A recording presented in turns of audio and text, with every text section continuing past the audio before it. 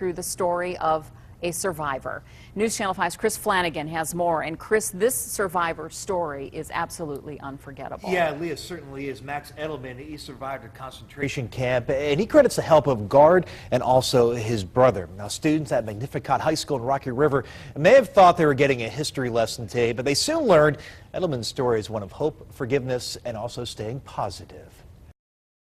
We are privileged today to hear from a wonderful man about his experiences during the Holocaust. Max Edelman took to the podium to address a group of high schoolers. The audience all around the age he was when the German Nazis took control of Europe. It just touches me so much how he got to survive from the help of a guard and his brother because he was blind.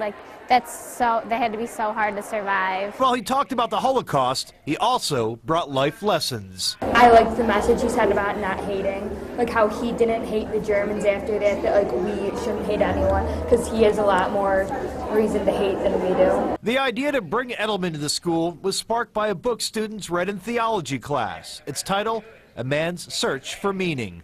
If I can reach a few students who really are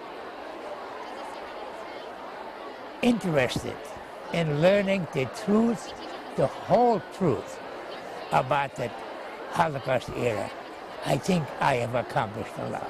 What fascinated me is just that he's one of the few left who can actually tell his story. So if you don't hear it now, you might never hear it from a person who actually experienced it.